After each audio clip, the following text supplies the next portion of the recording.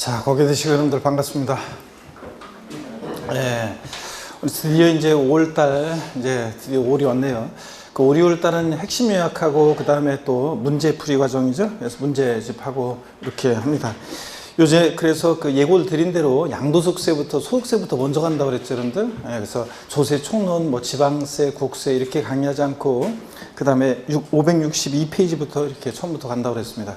562페이지 소득세 총설 보고 양도소득세 이렇게 한다고 그랬죠. 그래서 지난 4월 달에 이어서 양도소득세를 우리 집중적으로 이번 순환에 공부합니다. 처음 오신 분들은 그 1, 2월 달 강의라든가 아니면 1월 달 강의라든가 11월 달 그 11월 12월 강의라든가 세법 있죠.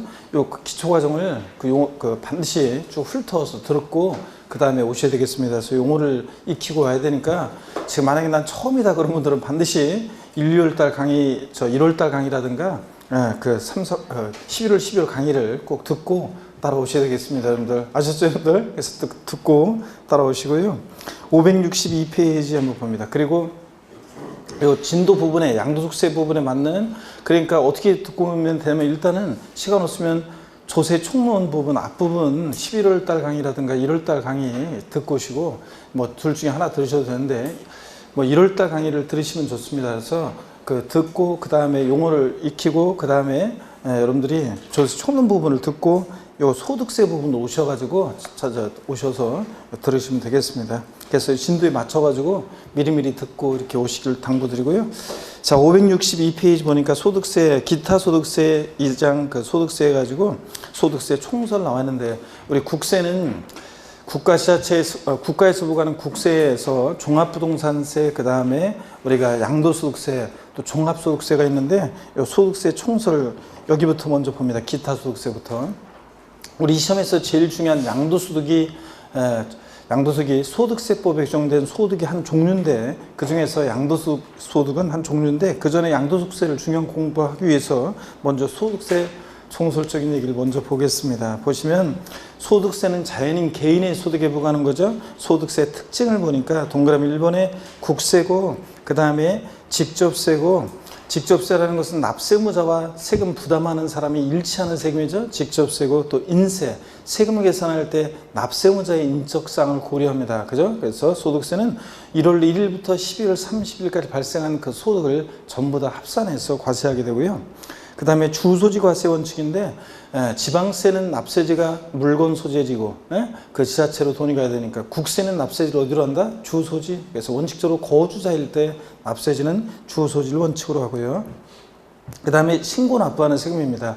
자, 소득세는 우리 같은 납세무자가 세금 계산해서 계산된 세금을 과세주에게 신고하고 납부하는 그런 세금이고, 과세 방식을 보면 분류과세 방식, 분리과세 방식, 종합과세 방식이 있는데, 먼저 종합과세 방식이라는 것은 소득을 그 종류에 관계없이 종합소득에 해당되는 이자, 배당, 사업, 근로, 연금소득, 기타 소득을 전부 다 1월 1일부터 12월 30일까지 발생한 소득을 전부 다 어떻게 한다? 합산해서 과세하는 방식입니다. 그래서 여러분들 만약에 여러분이 직장 다니면서 근로소득도 발생하고, 또 부동산 임대업을 통해서 사업소득도 발생하면 1월 1일부터 12월 30일까지 발생한 이 소득을 전부 다 어떻게 한다? 합산해서 과세하는 방식. 이걸 뭐라고 한다? 종합과세 방식. 이렇게 얘기합니다.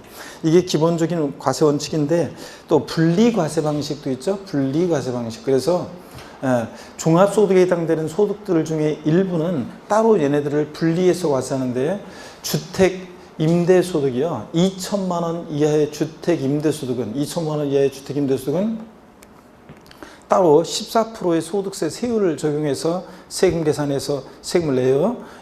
주택 임대소득 2천만 원 이하다. 그러면 14% 세율로 해서 세금 계산해서 내면, 그러면 그 2천만 원 이하의 그 주택 임대소득은 다른 여러분의 근로소득이나 사업소득이나 다른 소득과 합산해서 과세한다 안 한다? 하지 않고 따로 분리해서 과세합니다. 지난 강의를 들었던 분들은 제가 일용직 근로자의 근로소득도 얘기 드렸죠. 그래서 제가 군대 가기 전에 한 달 소득층 노가다 뛰려고 했는데, 하루 갔다 와가지고 너무 힘들어서 보름만 뛰자. 보름도 너무 힘들고, 이틀째 갔다 오고 나서는 일주일만 한다고 했었는데 결국 일주일 못 채우고 5일만 한 얘기 해드렸죠. 그래서 일용직 근로자의 근로소득, 소득을 일당을 지급하는 곳에서 애초에 세금을 떼고 줍니다. 그럼 제가 받은 일용직 근로자의 근로소득은 다른 소득과 합산하지 않고 따로 어떻게 한다? 분리해서 과세하는 방식, 이런 거 말씀드렸고, 중요한 것은 분류 과세 방식이죠. 양도소득과 퇴직소득이 채택하는 과세 방식인데 29회 시험에서 나왔었고, 분류 과세 방식은 다른 소득과 합산하지 않고요. 다른 소득과 합산하지 않고 따로 별도로 구분해서 과세하는 방식인데, 어떤 게 분류과세 방식을 채택하고 있냐 그러면 퇴직소득과 양도소득이 채택하고 있는 과세 방식인데, 우리 시험에서 중요한 요 양도소득은 분류과세하니까 여러분이 부동산 팔았다 양도소득세 계산할 때 여러분의 다른 종합소득, 즉 근로소득이라는 사업소득과 합산해서 과세해요? 아니면 따로 양도소득만 구분해서 과세해요? 양도소득만 따로 구분해서 과세한다 그랬습니다. 그래서 양도소득에 대한 과세 표준은 종합소득 및 퇴직소득에 대한 과세 표준에 합산하여 과세한다, 포함하여 과세한다. X절음들 따로 어떻게 한다? 구분해서 과세한다 그랬습니다. 그래서 양도소득이 채택하는 과세 방식, 분류 과세 방식만 잘 알고 계시면 된다고 그랬습니다. 개인 단위 과세입니다. 부부 소득도 따로따로 어떻게 한다? 개인 단위로, 개인별로 과세한다고 그랬습니다. 그 다음에 563페이지 인적공제제도는 우리가 종합소득세 계산할 때 여러분들이요, 배우자 공제, 자녀 공제 이런 게 있어요. 그런 것을 인적공제제도라고 하는데, 이거는 그냥 참고로 그냥 보시면 되는 거고, 누진과세, 그래서 소득이 커지면 커질수록 세율이 높아지죠. 누진세율 정도입니다. 그래서 소득세 기본세율이라고 하는데 6%부터 42%까지 과표 크기에 따라서 이게 초과 누진세율 정도입니다. 그 다음에 납세무자 봅니다. 소득세 납세무자는 자연인 개인인데, 이 개인을 고유자와 비고유자로 나눠서 납세무의 범위를 달리하고 있습니다. 납세지, 납세무의 범위를 달리하는데, 자, 고유자는 누구냐 그러면, 고유자냐 비고유자냐 구별은 국적이나 이런 것과는 관계없어요. 국적과는 관계없고, 국내, 우리나라의 국내에 주소를 두고 있다 그러면 고유자죠. 근데 만약에 우리나라 국내에 주소 없더라도 183일 이상 거소 두고 있는 개인을 우리가 뭐라고 한다? 고유자. 고유자는 항상 팥가수 아니고 BTS, 우리의 자랑스러운 BTS, 또 그 다음에 싸이를 떠올리라고 그랬습니다. 그죠? 걔들은 국내에 주소를 두고 있으니까 고유자고, 고유자다 그러면 납세무의 범위는 국내 소득뿐만 아니라 모두 국외 소득도 다 납세 의무가 있다고 그랬습니다. 그래서 과세 범위가 국내, 국외 제한이 없기 때문에 무제한 납세 의무가 있다 이렇게 얘기하고요. 고유자. 자, 그 다음에 고유자일 때는 납세지는 이따가 또 나오지만 주소지를 납세지로 하고요.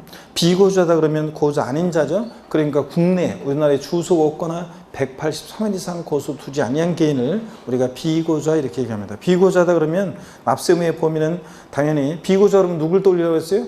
팥가수 마돈나. 마돈나는 국내에 주소도 없고 183 이상 거소도 없으니까 비고자고, 비고자다 그러면 납세무의 범위는 국내 원천 소득만 납세무가 있다고 했습니다. 그래서 과세 범위가 국내로 제한되니까 제한 납세무자다 이렇게 학자들이 얘기합니다. 고자다 그러면 국내 국외 소득 다 과세하고, 비고자다 그러면 국내 원천 소득만 납세무가 있다 그랬습니다. 당연히 마돈나가 해외에서 벌어진 소득은 우리하고 뭔 관계가 있어요, 여러분들?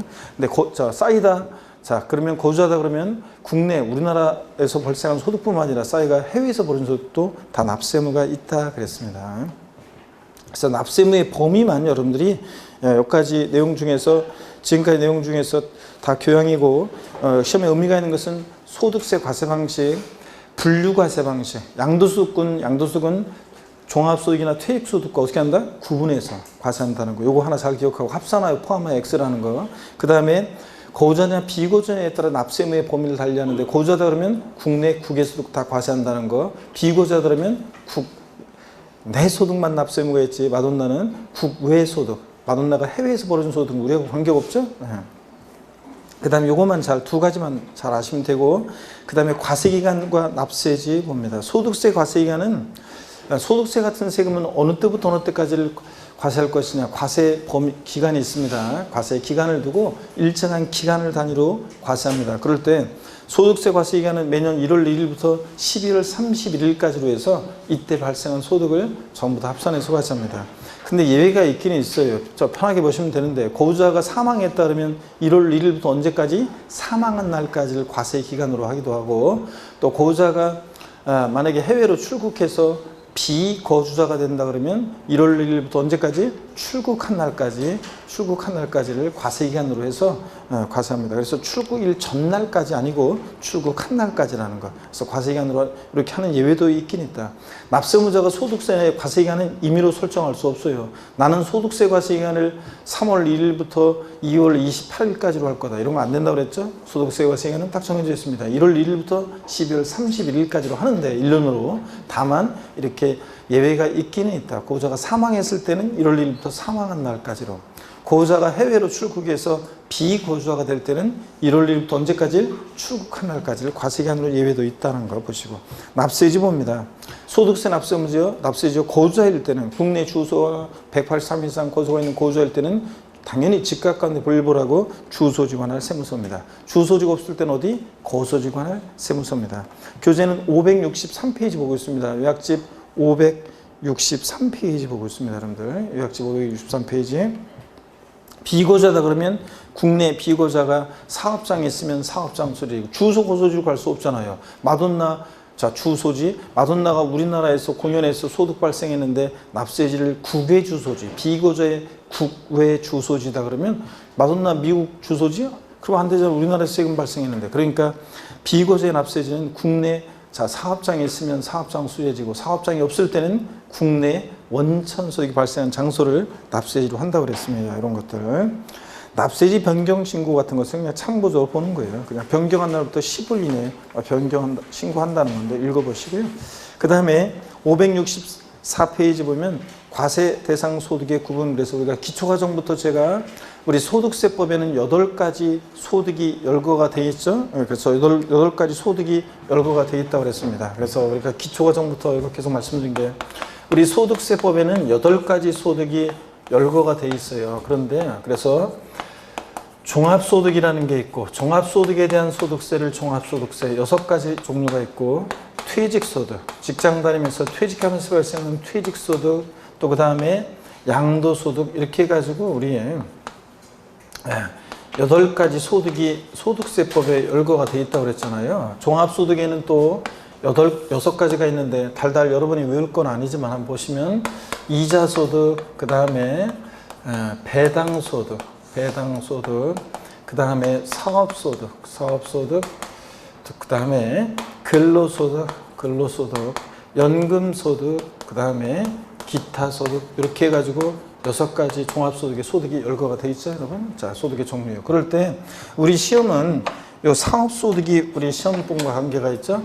이자, 배당, 근로연금, 기타소득, 퇴직소득은 시험과 관계가 없고, 우리 시험은 사업소득이 시험과 관계가 있는데, 사업소득도 여러 사업소득의 종류가 있는데 그 중에서 우리 시험은 부동산 관련 사업소득이 시험에 관계가 있는데 3가지가. 그래서 부동산 임대업을 통한 소득이요. 임대업. 부동산을 보유 중에 대여하죠. 임대업을 통한 소득. 또 부동산을 사업적인 목적을 갖고 파는 매매업을 통한 소득. 또 그 다음에 건설업을 통한 소득이요. 건설업. 그래서 건설업을 통한 소득. 이렇게 해가지고 3가지가 우리 시험과 관계에 있다고 했습니다. 부동산 관련 사업소득으로서요.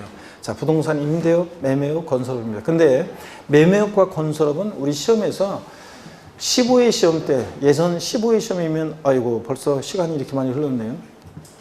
15회 시험 때 같으면 제가 그래도 그나마 청춘이었는데, 15회 시험 같으면 그때 딱 한번 매매업과 건설업의 의의를 묻는 그런 것을, 어떤 게 매매업이 건설업이냐 이거 알고 있는지를 묻는 문제가 한번 나온 적이 있지만 그 이후에 자세한 내용이 한 번도 나온 적이 없어요. 그래서 우리 시험은 부동산 임대업을 중심으로 한 문제가 출제가 된다고 그랬습니다. 한 문제가 출제되고, 그 다음에 우리 시험은 당연히 종합소득 중에서는 사업소득, 얘네들이 임대업을 중심으로 한 문제가 가끔씩 출제가 되고, 양도소득세가 제일 중요한 거죠. 양도소득에 대한 소득세, 양도소득세. 여기서 이제 대여섯 문제가 출제되는 거고, 그 다음에 매매업과 양도소득을 비교해 보면, 양도소득과 매매업을 볼게요. 부동산 매매업, 사업소득은 똑같이 개인이 부동산을 파는 건데,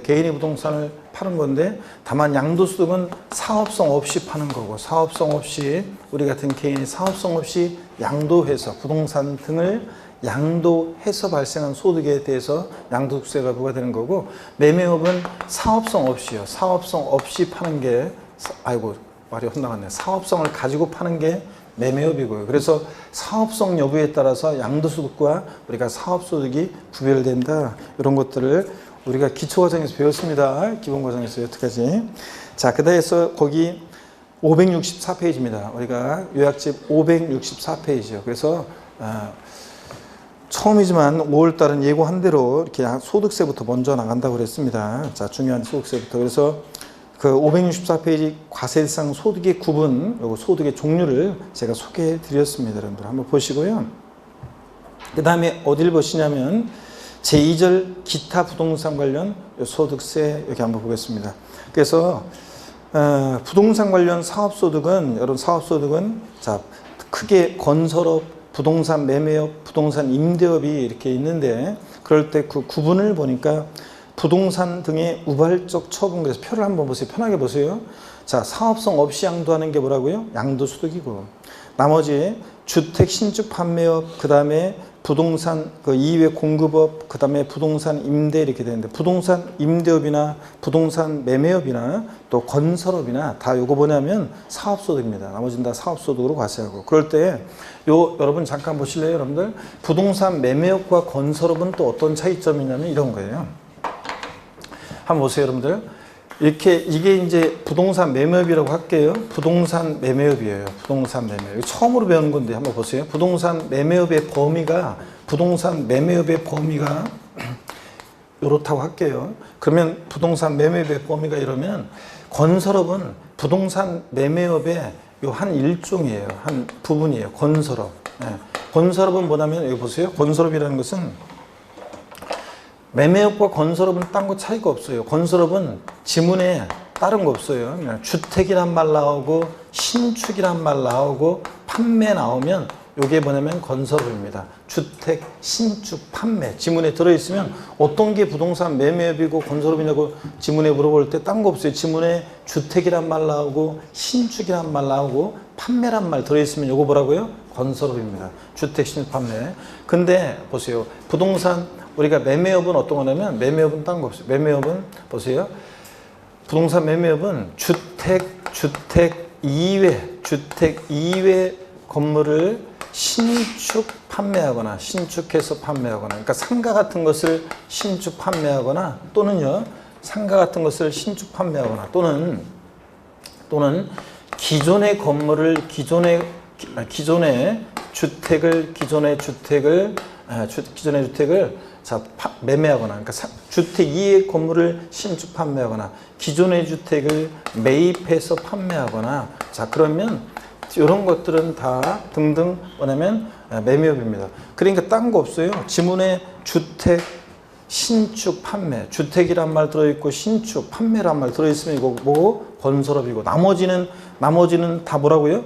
그 외 부동산을 사업적인 목적을 갖고 팔면 다 뭐다? 매매업입니다. 이해되십니까, 여러분? 그러니까 부동산 매매업에 건설업은 자, 포함되어 있는 거고, 하여튼 주택, 신축, 판매 빼놓고 건설업 빼놓고 나머지는 다 사업적인 목적을 갖고 부동산 팔면 뭐다? 이게 부동산 매매업입니다. 자, 이런 정도 여러분 보시고요. 자, 하여튼 우리가 사업성 없이 팔면 양도소득이고, 사업성을 가지고 팔면 사업소득이고, 그 다음에 양도소득과 그러니까 사업소득은 그렇게 구별하고, 또 그 다음에 얘네들 사이에서는 부동산 임대업은 이따 자세히 보겠지만 부동산을 보유 중에 대여 임대하는 거고, 매매업과 건설업은 파는 건데 다만 주택을 신축해서 판매하면, 그러니까 판매하는 거긴 판매하는 건데 주택을 신축해서 판매하면 건설업이고, 주택 이외 건물을 신축 판매하면 이게 뭐라고요? 매매업이고. 아시겠습니까, 여러분? 그 외에 부동산 매입해서 판매하거나 이런 것들 다 매매업입니다. 이 정도 여러분들이 아시면 됩니다. 처음 배운 거고, 이거는.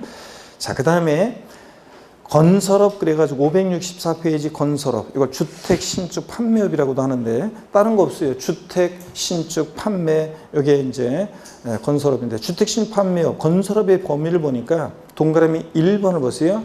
1동의 주택을 신축해서 판매한다. 편하게 봅니다, 이거. 그냥 지금 오늘 아주 중요한 거 아니에요. 시험에서 그냥 편하게 보세요. 자, 1동의 주택을 신축해서 판매한다. 동그라미 1번. 자, 주택이란 말 들어있죠? 동그라미 신축이란 말 들어있죠? 판매란 말 들어있죠? 지문에? 그럼 이거 뭐라고요? 부동산, 예?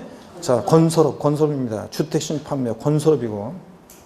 그 다음에 동그라미 2번 건설업자에게 도급을 주어서 주택을 신축 판매. 또 지문에 보세요. 주택이란 말 들어있죠? 신축이란 말 들어있죠? 판매란 말 들어있죠? 동그라미 하시고. 그러면 뭐라고요? 건설업입니다. 요건. 동그라미 3번 종전부터 소유하던 자기 토지 위에 주택의 동그라미, 신축의 동그라미, 주택과 함께 토지를 판매하는 경우 판매 동그라미. 그 토지 양도로 인해 발생한 소득 돼 있는데 다른 거 없어요. 필요 없어요. 지문에 주택이란 말 들어있죠? 신축이란 말 들어있죠? 판매 들어있으니까 이거 뭐라고요? 건설업입니다, 여러분. 자, 이렇게 해서 그 외에 나머지 부동산을 팔면 다 매매업이고요. 사업적인 모습을 팔면. 565페이지 겸용주택의 구분 나왔는데 시험에 한 번도 나온 적 없고요. 예, 중요하지 않습니다. 나올 가능성도 낮아요. 그냥 참고적으로 한번 볼게요, 여러분. 이게 어떤 거냐면 이 겸용주택의 구분 이게 어떤 의미가 있냐면 보세요. 주거와 주거 이외 용도의 겸용주택을 신축해서 판매해요. 그러면 이 겸용주택을 주택으로 보면 주택 신축 판매니까 뭐고? 건설업이고. 그잖아요. 이 겸용주택을 상가로 보면 상가 신축 판매니까 뭐예요? 부동산 매매업이고. 그런 거잖아요. 그래서 이걸 부동산 매매업으로 과세할 것이냐 건설업으로 과세할 것이냐에 따라서 세금이 달라지기 때문에 이걸 구별하는 건데 그래서 실익이는 건데 자 그래서 겸용주택 주택을 신축 판매했다. 자 그러면 보세요. 겸용주택을 신축 판매하거나 그럴 때 주택의 목적과 다른 목적의 건물을 하나의 매매 단위로 해서 통째로 해서 이걸 판다. 자 그럴 때는 보세요. 동그라미 1번 주택 면적이 주택 다른 목적의 건물 면적보다 크면은 뭐라고요? 전부주택으로 보고. 근데 주택 면적이 다른 목적의 건물 면적보다 작거나 같으면 부등을 보세요. 작거나 같으면 주거 부분만 주택으로 봐요. 그래서 우리 이거는 어디서 많이 봤는데 공부했던 분들 어디서 많이 봤어요? 예?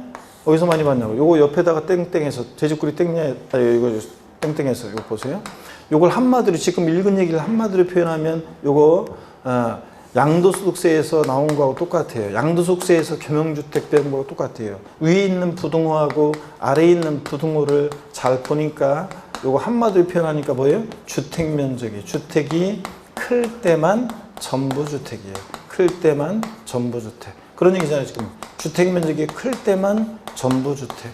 작거나 같으면 주거부만 주택이고. 그잖아요. 그래서 전부주택으로 보니까 어떻게 합니까? 전부주택으로 보니까 전부 부동산, 예? 전부주택으로 볼 때는 부동산 매매변이라 보는 건설업으로. 지금 이 얘기잖아요, 여러분들.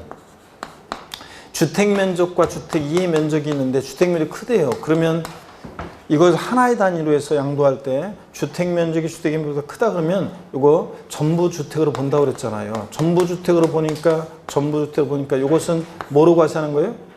예? 부동산, 이거 건설업으로. 주택 신축 판매니까 건설업으로 과세한다는 얘기고, 이게. 주택 면적이 주택 이해면적보다 작거나 같을 때는, 주택 외 부분 주택으로 보지 않고 주거 부분만 주택으로 보니까, 주거 부분만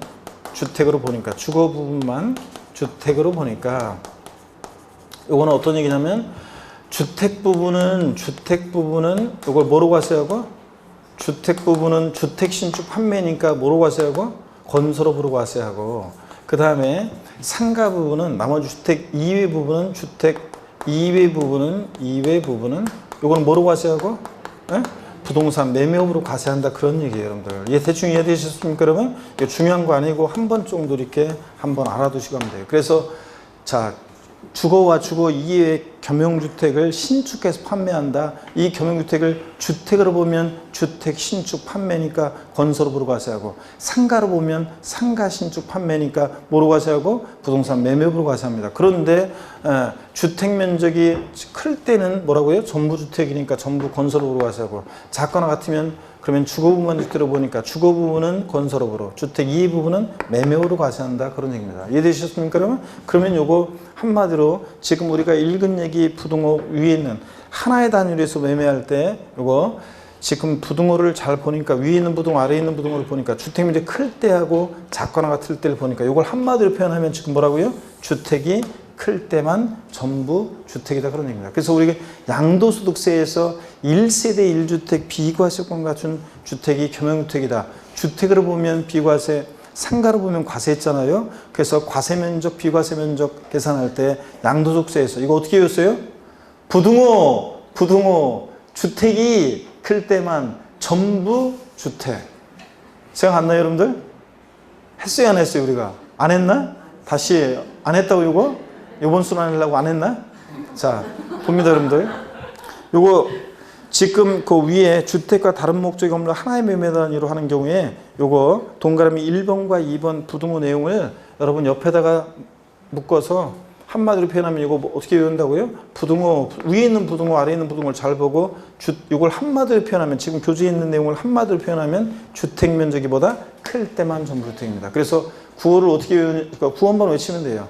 부등호, 주택이 클 때만 전부 주택. 유치하지만 리듬을 잘 따라서, 이거 나중에 재산세에서 1동 건물이 겸용주택일 때, 양도소득세에서 겸용주택일 때 막 나오잖아요, 여러분들. 그래서 이거 헷갈리니까, 자, 우리가 건설업에서 겸용주택 어떻게 외운다? 부등호, 주택이 클 때만 전부 주택. 이렇게 리듬을 타면서 입에서 툭 튀어나와야 돼, 나중에. 자, 부등호, 주택이 클 때만 전부 주택. 그래서 이 얘기예요. 그 다음에 거기 주택과 다른 목적의 건물을 각각의 단위로 매매하는 경우, 그러니까 주택 부분은 주택으로 판매하고 상가 부분은 상가로 판매할 때는, 이거는 이제 다른 목적의 건물 면적이 주택 면적이 10%보다 이게 작거나 같을 때는 전부 주택으로 보고 이렇게 되어 있거든요.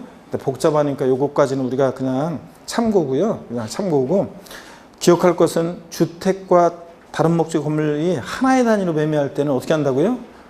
부등호 주택이 클 때만 전부주택. 그래서 주택면이 크면 전부주택으로 봐서 건설업으로 과세한다. 작거나 같으면 주택 부분은 건설업으로, 나머지 상가 부분은 부동산 매매업으로 과세한다. 이런 얘기라는 거. 자, 요거만 한번 이해하고 가시면 돼요. 중요하지 않습니다.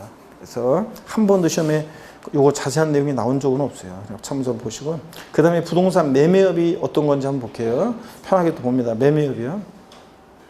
부동산의 매매요, 건물 신축 판매하는 경우 포함해서 또는 그 중개를 사업 목적으로 나타내서 부동산을 매매하거나 사업상의 목적으로 부가가치세법상 일과세기한 내, 여러분 부가가치세는 1월 1일부터 6월 30일까지를 1기 과세기한으로 하고 7월 1일부터 12월 31일까지를 2기 부가가치세 과세기간으로 할 때 그 하나의 그 1 과세기간 내에 1회 이상 부동산을 취득하고, 거기 보세요. and 2회 이상 판매하면 이게 부동산, 이게 매매업입니다. 그래서 다른 거 없어요. 1박 2일이에요. 그러니까 1과세기간 동안에 1회 이상 취득하고 end예요. 2회 이상 판매했어야 돼요. 그러면 들어보세요. 제가 1월 1일부터 6월 30일까지 부가세법상 1과세기간 내에 제가 부동산을 2번 사고 1번 팔았어요. 그러면 매매업이에요? 양도소득이에요? 부동산 매매업으로서 사업소득이에요? 아니면 양도소득이에요? 양도소득입니다. 1회 이상 취득하고 and 2회 이상 판매했어야 되는데 제가 2번 사고 1번 팔았잖아요. 그럼 원칙적으로는, 이게 원칙적으로는 매매업이 아니라 양도소득입니다. 양도소득세가 부과되고, 그 사업소득이 아니라는 얘기죠. 자, 그래서 1회 이상 취득하고 and 어떻게 한다? 2회 이상 판매. 1박 2일이야지. 자, 이런 거 한번 보시고, 그 다음에 동그라미 2번 봅니다. 어떤 게 부동산 매매업이냐? 자기 토지 위에 상가를 신축하여 판매할 목적으로 건축 중인 건축법에 의한 건물과 토지를 제3자에게 양도하는 경우, 이런 거. 자, 보세요. 자기 토지 위에 상가를 신축해서 판매, 상가 신축 판매잖아요. 주택 신축 판매가 아니잖아요. 그러니까 이건 뭐고? 매매업이고. 이런 게 지문에 섞여 있을 때 요 2번 같은 것을, 자, 건설업, 주택 신축 판매업, 즉 건설업이라고 얘기하면 틀린 거예요. 건설업이 아니라 뭐라고요? 부동산 매매업입니다. 상가 신축 판매잖아요. 상가의 동그라미, 신축의 동그라미, 판매의 동그라미. 자, 그러니까 주택 신축 판매 이외에는 나머지는 다 뭐라고요? 매매업. 그러니까 부동산 매매업이고. 동그라미 3번, 토지를 개발해서 주택지, 공업단지, 상가, 묘지 등으로 분할 판매하는 경우. 자, 주택 신축 판매란 말이 있어요? 아니잖아요. 그러니까 이런 거 토지 판 거니까 분할 판매, 토지를 나눠서 분할 판매했어요? 매매업입니다. 자, 이렇게 해서 매매업과 부동산 매매업, 건설업의 차이점 아시겠죠, 여러분들? 주택 신축 판매면 건설업이고 나머지는 다 보고 매매업이고. 자, 요거 이렇게 한번 의 정도 이렇게 보시면 됩니다. 그래서 처음으로 우리가 부동산 매매업과 건설업의 의의를 우리가 한번 어떤 게 매매업 건설업인지를 비교해서 봤어요. 그러면 됐고, 자, 중요하지 않고 한번 그 정도 아시면 되고, 그 다음에 이제 4번 부동산 임대업입니다. 요거는 별표에서 2개 합니다. 그래서 자, 부동산을 보유 중에 대여 임대예요. 임대업을 통한 소득이요. 사업소득인데 포인트는 양가로 1번 부동산 임대업의 범위에서 시험 문제 여러 번 나왔는데요. 어떤 게 부동산 임대업이냐? 자, 여러 번 나왔는데 포인트는 사업소득이냐 기타 소득이냐 그거예요. 그래서 자, 포인트는 부동산 임대업 사업소득이냐 기타 소득이냐 이걸 바꿔요. 어떤 것은 이제 부동산 임대업 사업소득인데 기타 소득으로 바꾸고 기타 소득을 사업소득으로 바꾸고 이런 거거든요. 자, 그럼 한번 어떤 얘기인지 매매업 바꾸고 임대업 양가로 1번 임대업의 범위입니다. 어떤 게 부동산 임대업이냐. 자, 여기부터 이제 지금까지는 거의 교양이었고 지금부터 이제 본격적으로 중요한 것을 봅니다. 목운동부터 합니다. 우리 또 새로운 얼굴도 뵙고 그랬는데 기존에 나왔던 사람들이 또 빠지고 그래서 결국은 인원은 전체적인 인원은 거의 변동이 없구만. 자, 한번 보겠습니다. 자, 이러면 안 되는데 여러분들. 자, 전반적으로 보면은 어느 때 그 수강생들이 제일 많이 그 시험을 포기하냐면 5월 달하고 있죠. 7월 달에 시험을 제일 많이 시험을 포기해요. 처음에는 1, 2차 다 하다가 우리 공부는 중개사는 1, 2차 다 하는 게 시너지 효과가 생겨서 좋습니다. 그래서 1, 2차 다 하다가 그러다가 이제 그 5월 달 되면 있잖아요. 2차를 포기합니다. 2차를. 그래서 1, 2차 다 하기에 너무 무리다 그래가지고 1차만 해야지. 그래서 1차만 하다가 나중에 여름 되잖아요. 그럼 여름 되면 내년에 다시 만나요 이러면서 1차마저 포기하는 사람도 많고 그런데 포기하지 않고 이 시험은 항상 제가 얘기하죠. 이 시험은 포기하지 않고 끝까지 최선을 다하는 사람한테 기꺼이 합격을 내어주는 시험이다 그랬습니다. 다만 이제 학생들이 아니고 젊은 청춘들이 아니고 이게 이제 그 성인이다 보니까 여러 가지 뭐 집안일도 생기고 본인 개인 일도 생기고 신상의 어떤 일도 생기고 여러 가지 그러다 보면 이제 공부를 못할 수가 있고 자 그러다 보면 이제 안 될 수도 있고 그런데 어떻건 하여튼 최선을 다하면 되는 시험이라고 그랬습니다. 자, 보시면 부동산 임대업 4번 별표에 2개 하셨죠? 그럼 봅니다. 양가로 1번 부동산 임대업의 범위. 어떤 게 부동산 임대업이냐? 동그라미 1번이요. 부동산 또는 부동산 상의 권리 대여로 발생한 소득입니다. 부동산에다가 여러분이요. 부동산에다가 돼지꼬리 땡냐에서 뭐라고 써놓냐면 미등기 포함이요. 미등기 부동산을 포함해서요. 부동산 임대업 사업소득입니다. 시험에서 나오기를 미등기 부동산 대여소득은 기타 소득이다. OX요. 미등기 부동산을 대여하면서 발생하는 소득은 기타 소득이다. X입니다. 미등기 부동산 대여소득도 뭐라고요? 사업소득입니다. 사업소득. 그래서 포인트는 사업소득이냐 기타 소득이냐 그걸 바꿔요. 자, 사업소득이고요. 미등기 부동산 포함해서 부동산 상해 권리 대여로 발생한 소득 사업소득인데 부동산 위에 상해 권리 대여로 발생한 소득인데 포인트는 어떤 게 부동산 상해 권리냐 이것을 시험에서 여러 번 물어봤는데요. 자, 그래서 부동산 상해 권리라는 게 어떤 건지 여기 한번 보세요, 여러분. 부동산 미등기 부동산 포함해서 자, 부동산 상해 위에 부동산 상의 권리 대여로 인한 소득. 그래서 부동산 상해 권리가 어떤 거냐? 여러분들 거기 우리 교재에 나와 있지만 일단 더 추가해 설명을 드리면 전세권이라든가 전세권 그 다음에 임차권, 부동산 임차권 요 대여소득을 말합니다. 전세권이나 임차권 대여소득 요거 사업소득입니다. 대여소득이요.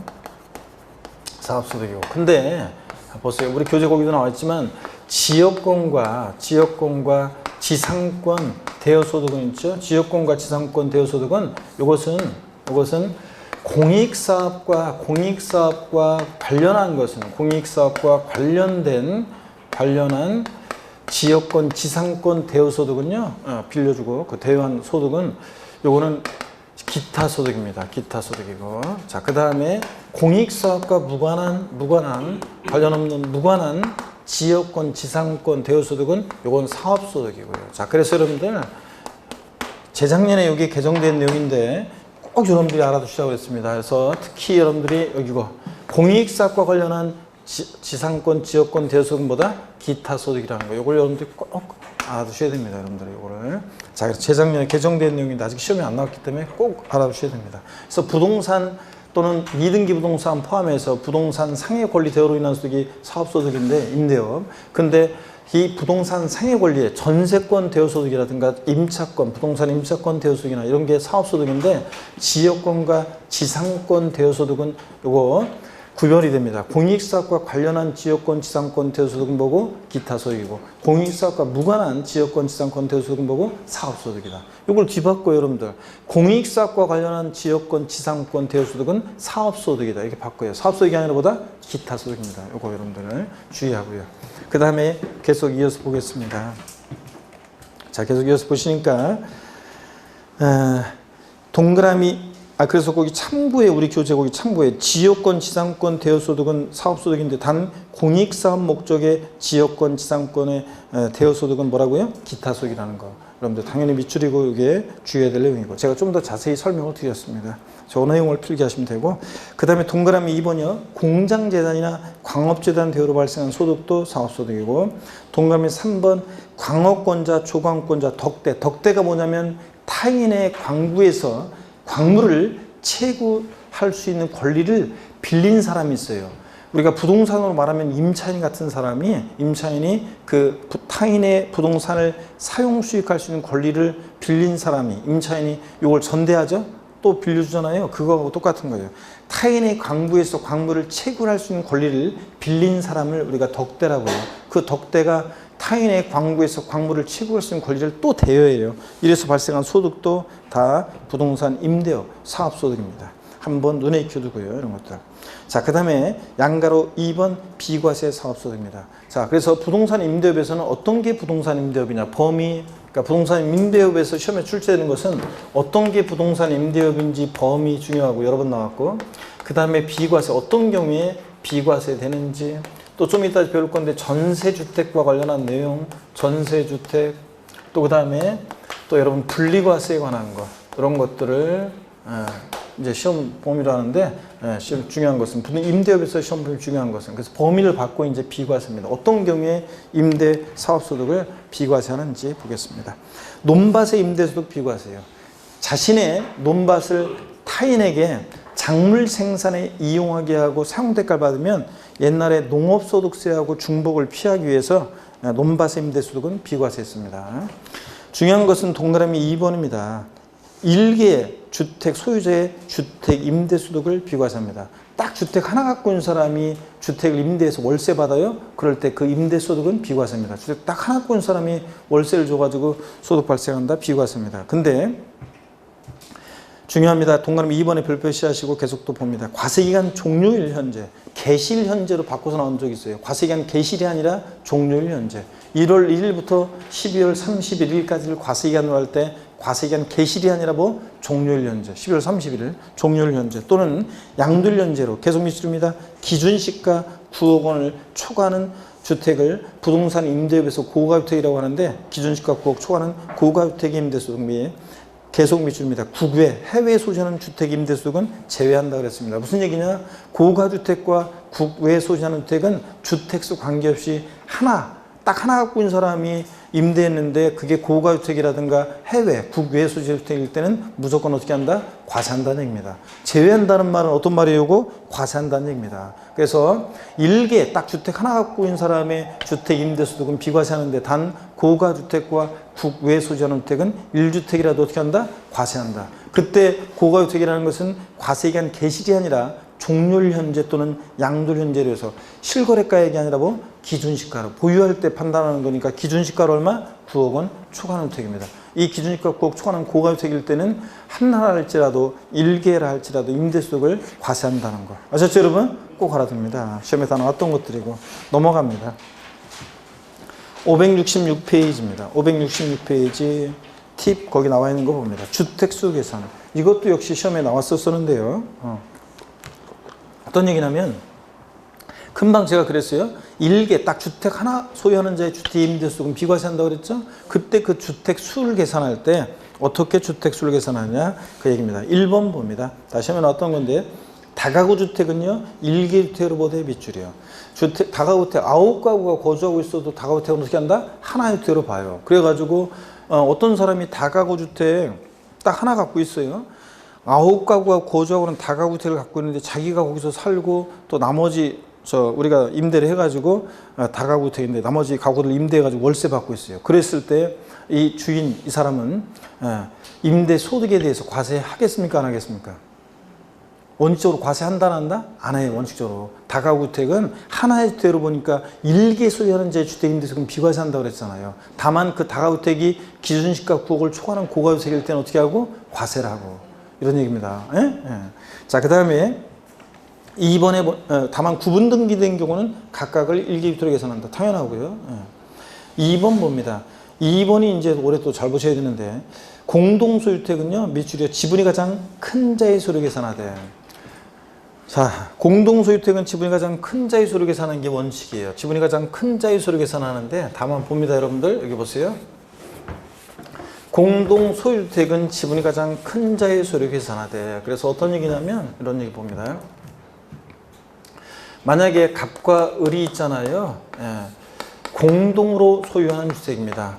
A라는 주택은 갑과 을이 공동 소유하는 주택인데 갑 지분이 예를 들어서 60%, 을 지분이 40%인 공동 소유주택이에요. 자, 그리고 만약에 을이 다른 비주택도 있어요. 공동 소유주택 외에 을이 이 다른 이 비주택을 만약에 임대했습니다. 그랬을 때 이 비주택 임대에 대해서는 몇 주택 임대를 볼 것이냐 그런 얘기입니다. 만약에 공동 소유주택을 을의 주택으로 포함시키면은 2주택 임대니까 과세가 되겠죠. 근데 자, 만약에 이 공동 소유주택 A주택을 을의 주택으로 포함시키지 않으면 을은 1주택 임대로 보는 거고요. 자, 그런 얘기입니다. 그러면 지금 보니까 공동 소유주택은 어떻게 한다고요? 지분이 가장 큰 자의 수를 계산한대요. 그러면 지분이 가장 큰 자의 수를 계산하니까 누구의 주택으로? 갑의 주택으로. 자, 그래서 요거 시험에 한번 나온 적이 있습니다. 예를 들어서 갑 60%, 을 40%로 공동 소유하는 주택은 공동 소유주택은 공동 소유자 각각의 소유로 계산한다. 이렇게 바꿔서 나온 적이 있습니다. 그 갑지분 60%, 을지분 40%인 공동 소유주택은 공동 소유자 각각의 소유로 계산한다. O, X예요? X입니다. 각각의 소유로 계산하지 않고 원칙적으로 누구 주택으로? 지분이 가장 큰 자의 소유로 계산합니다. 그래서 을이 원칙적으로 이 B주택을 임대했을 때 을은 몇 주택 임대로 보는 거예요? 1주택. 하나의 주택 임대로 봅니다, 여러분. 그러니까 임대 소득에 대해서 을은 이 비주택 임대 소득을 비과세 받을 수 있다는 얘기입니다. 이해되십니까, 여러분? 근데 다만 계속해서 볼게요. 밑줄이었죠. 공동소유주택은 지분이 가장 큰 자의 수를 계산하는데 지분이 가장 큰 자가 2인 이상일 때는 각각의 수를 계산한다. 밑줄이요. 그래서 여러분 보세요. 만약에 갑지분 60, 이번에는 이렇게 할게요. 갑지분 60%, 만약에 이번에는 이런 경우에는 그렇고, 만약에 갑지분 50%, 을지분 50% 이렇다. 자, 지분이 가장 큰 자가 1인 이상이다. 그럴 때는 어떻게 하고요? 이럴 때는 각각의 수로, 갑과 을 각각의 수로 계산하고. 이해되십니까, 여러분? 네. 자, 그 다음에 또 이제 계속해서 봅니다. 그 박스 안의 내용을 한번 볼게요. 박스 안의 내용을. 동그라미 1번입니다. 여기 2020년 올해 신설된 규정입니다. 올해 개정세법인데 2020년 올해 신설된 규정이요. 동그라미 1번 박스 안에 다음 기억 니은 중 하나에 해당하면 소수 지분자, 지분이 작은 자, 소수 지분자도 주택수에 가산한다. 밑줄이고요. 어떤 경우에 그렇냐? 해당 주택에서 발생하는 임대소득이 연간 600만 원 이상이다. 엔드가 아니라 또는이에요. 600만 원 이상이다. 그러면 그 자의 주택으로 계산합니다. 니은번 기준시가 9억 초과하는 주택이다. 고가주택이다. 그러면 30%를 초과하는 공유지분을 소유하고 있다. 그러면 역시 또 주택수에 가산합니다. 소수 지분자, 지분이 작아도. 그럼 무슨 얘기인지 한번 볼게요, 여러분. 자, 여기 볼게요. 이번에 이렇게 한번 해보겠습니다. 갑지분 60%, 을지분 40%인 공동 소유주택인데요. 그런데 만약에 이 주택에서 임대소득이 발생하는데 임대소득이 연간 만약에 600만 원 이상이다. 자, 그러면 연간 600만 원 이상이다. 그러면 이럴 때는 이 소수 지분자, 지분이 40%밖에 안 됐지만 아까는 원칙 포함을 시키지 않았잖아요. 근데 임대소득이 연간 600만 원 이상이다. 그러면 이 주택도 의뢰주택으로 계산해. 그러니까 을이 이 B주택을 임대했을 때 몇 주택 임대가 되는 거예요? 2주택 임대가 되고. 또 이번에 이렇게 하겠습니다. 얘가 이번에 이렇게 하겠습니다. 얘가 이번에는 얘가 만약에 지분율이 60, 40이에요. 근데 얘가 고가주택이다. 자, 기준시가폭 초과하는 고가주택이다. 이 A주택이. 그럴 때는 지분이 작아도 소수 지분자도 주택수 계산에 포함합니다. 자, 지분율이 몇 프로니까? 30% 이상이니까. 그래서 이런 때는 고가주택일 때는 지분율이 30% 이상이면 또 소수 지분자도 주택수 계산에 포함해서 어른 지금 몇 주택 임대를 하는 거로 봐요? 2주택 임대로 봅니다. 그래서 이런 게 2020년 올해 개정세법입니다. 그래서 여태까지는 공동소유주택은 지분이 가장 큰 자의 수를 계산했어요. 지분이 가장 큰 자가 2인 이상일 때 각각의 수를 계산했어요. 그런데 이제 어떻게 하냐면 소수 지분자도 일정한 경우에는 주택수에 가산하는 경우가 있다. 그래서 소수 지분자도. 그래서 연간 임대소득이 600만 원 이상이거나 또는 엔드가 아니라 또는 고가주택일 때는 얘가 고가주택일 때는 지분율이 몇 프로? 30%만 넘어도 뭐를 본다? 소수 지분자도 주택수 계산에 포함한다. 그런 얘기입니다. 이해되십니까 여러분? 이걸 오래 꼭 알아둡니다.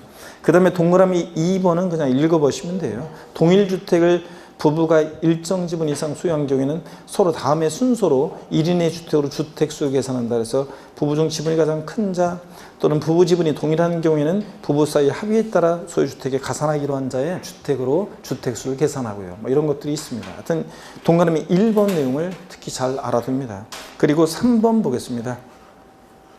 임차 또는 전세받은 주택을 전대하거나 전전세하는 경우에는 당연히 임차 또는 전세받은 주택을 밑줄입니다. 누구의 주택으로요? 임차인, 전세받은 자의 주택으로 주택수 계산합니다. 임대인의 주택으로 주택수 계산한다고 바꾸겠죠? 예? 타인의 주택을 임차했어요. 그 임차인이 또 전대해요. 또 밀려줘요. 그럴 땐 누구의 주택으로 주택수 계산한다? 임차인. 전세받은 자의 주택으로 주택수 계산하는 거지. 바꾸면 뭐로 바꿔요? 임대인의 주택으로 주택수 계산한다고 바꿀 거 아니에요? 자, 그런 거 주의합니다. 4번 본인과 배우자가 각각 주택을 수여하는 경우 이를 합산한다. 부부는 주택수 계산할 때 어떻게 하냐? 합산합니다. 남편 명의 주택 하나, 부인 명의 주택 하나가 있다가 그 중에 하나를 임대하면 2주택 임대로 봅니다. 원래 소득세는 세금 계산할 때 소득세는 개인주의 과세하니까 부부도 소득세는 따로따로 계산해요. 자, 소득세는. 근데 다만 주택 수를 계산할 때 부부는 어떻게 한다? 합산해서 판단합니다. 이해되십니까 여러분? 그런 얘기고. 자, 그 다음에 답이 줄이고요. 주택수 계산도. 그 다음에 양가로 3번 사업소득 금액 계산입니다. 부동산 임대 사업소득 금액은 어떻게 계산할 것이냐 그런 얘기입니다. 먼저요. 어떻게 계산하느냐 한번 보시니까 먼저 양가로 3번의 사업소득 금액 계산 보시니까요. 부동산 임대업의 그 사업소득 금액은 어떻게 계산하냐. 부동산 임대 사업소득 총수익 금액에서요. 필요경비라는 걸 빼요. 사업소득금에서 필요경비 빼가지고 우리가 부동산 임대업의 사업소득 금액을 구하는데 그럴 때 이 총수익 금액은 또 어떻게 구하냐 그러면 임대료 플러스 간주임대료 플러스 관리비 수입 플러스 보험차익 플러스 이렇게 해서 구하는데 여러분 간주임대료라는 게 뭔지 거기 용어 설명이 되어 있잖아요. 근데 간주임대료라는 게 뭔지 한번 보세요. 여러분 이게 전세주택과 관련한 거예요. 여기 보세요. 전세주택 관련한 건데 우리가 이제 범위 배웠고 비과세 배웠고 일개수혜란자 주택임대 비과세 또 주택수 계산 배웠고요. 전세주택. 자, 이거 어떤 거냐면 간주임대료라는 것은 우리가 전세 보증금만 받고 임대를 해놔요. 임대를 해요. 그러면 그 전세 보증금을 은행에 넣어놓으면 뭐가 발생하냐? 이자가 발생하죠? 이자. 그것을 우리가 간주임대료라고 임대료로 간주한다 그런 얘기예요. 우리가 부동산 임대 사업소득 금액은 원칙적으로 뭐로 계산하냐면 월임대료.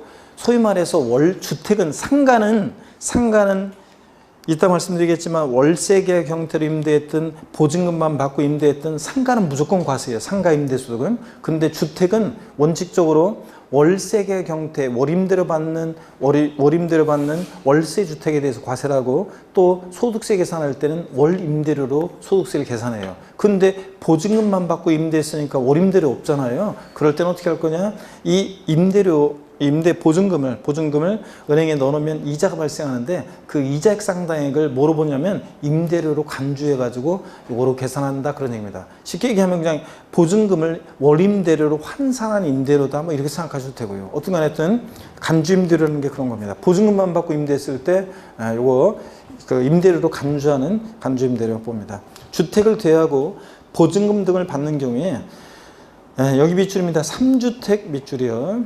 가로도 계속 밑줄입니다. 주거 용도로만 쓰이는 면적이 1호 또는 1세대당 40이면서 엔드 40제곱미터 이하인 주택으로서 해당 과세기간에 기준시가 2억 원 이하인 주택은 이제 주택수 계산에 2021년 12월 30일까지 주택수에 포함하지 않고 3주택 계산할 때 하여튼 3주택 이상을 소유하고 계속 밑줄입니다. 세 번째 줄 해당 주택의 보증금의 합계액이 3억 원을 초과하는 경우에 적용한다 밑줄 쫙입니다. 자, 무슨 얘기냐면 잘 보세요. 우리가 월세 주택에 대해서 원칙적으로 월 임대료 받는 주택에 대해서 소득세를 계산하고 임대소득세를 그리고 전세 보증금만 받고 임대한 소위 전세주택은 간주임대료 계산 안 해요. 즉 소득세를 과세 안 해요. 전세주택 원칙적으로. 근데 몇 주택부터 전세주택에 대해서 과세를 하냐? 3주택 이상이면서. 예? 주택이 3채 이상이어야 돼요. 엔드 보증금 합계액이 얼마? 3억 원을 초과할 때 우리가 간주임대료 총수익금액에 산입합니다. 즉 전세주택에 대해서 임대소득세를 과세할 때 몇 주택 이상이고 3주택 이상이고 엔드 보증금 합계액이 얼마? 3억을 초과할 때만 과세해요.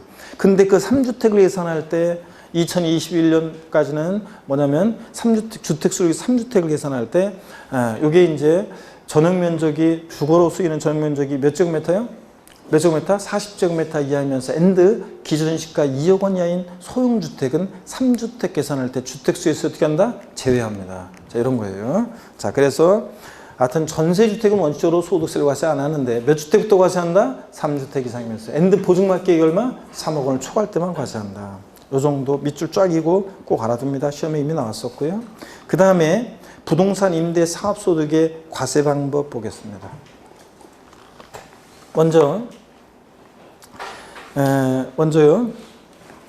부동산 임대 사업소득의 과세 방법 그래가지고 나왔는데 자, 부동산 임대업에서 발생하는 소득은 개인 단위로 과세하며 원칙적으로 종합소득 과세 표준에 합산하여 과세한다. 다만 주택 임대 속에 발생한 소득이 밑줄입니다. 여러분들 2천만 원, 연 2천만 원 이하인 경우에는 분리과세 14% 세율로 따로 분리해서 과세하는 분리과세 방식과 종합소득 합산과세 다른 소득과 이자 배당 근로연금 기타 소득과 합산해서 과세하는 방식 중에서 선택해서 적용할 수 있다 밑줄 쫙입니다. 여러분들. 자, 그래서 주택 임대 소득이요. 원래는 여러분 보세요. 원래는 부동산 임대업을 통해서 발생한 여러분들이 월세 받아요. 그래서 발생한 그 부동산 임대업을 통한 그 소득은 사업소득으로서 이자, 배당, 사업, 근로연금, 기타 소득과 함께 1월 1일부터 12월 30일까지 발생한 소득을 전부 다 합산해서 과세하는 거예요, 원래. 그래서 종합소득세로서 다음 연도 5월 달에 종합소득세를 신고 납부하는 거예요, 원래. 원래 이렇게 하는 건데 다른 소득과 전부 다 합산해서 과세하는 방식, 종합과세하는 건데 다만 주택임대소득이 2천만 원 이하일 때는 따로 다른 소득과 합산하지 않고 따로 14% 세율로 분리해서 세금을 계산해서 신고 납부하면 그 2천만 원 이하의 주택임대소득은 다른 소득과 합산하지 않고 그대로 과세가 종결되는 방식, 이런 과세 방식과 또 애초에 그냥 2천만 원 이하의 주택임대소득을 다른 소득과 전부 다 합산해서 과세하는 종합과세 방식 중에서 어떻게 할 수 있다? 선택해서 이렇게 과세할 수 있다는 얘기입니다. 여러분 아시겠습니까? 여러분 밑줄이었고 그 다음에 동그라미 1번 주택임대소득의 과세기준 그래가지고요. 요거 주택수에 따라서 월세냐 또 보증금만 받고 임대한 전세계약 형태로 임대냐에 따라서 주택수나 계약 형태에 따라 달라지는데 이건 제가 금방 이제 표로 다음 시간에 설명을 쭉 드릴 거고요. 그 다음에 거기 분리과세 방식, 과세 방법 그래가지고 어떻게 분리과세 하는지 분리과세 방법 그래가지고 거기 한번 보세요, 여러분들. 그러니까 과세 방법 수익금액 기준에서 2천만 원 이하일 때는 종합과세와 분리과세 중 선택해서 할 수 있고, 그죠? 밑줄이고.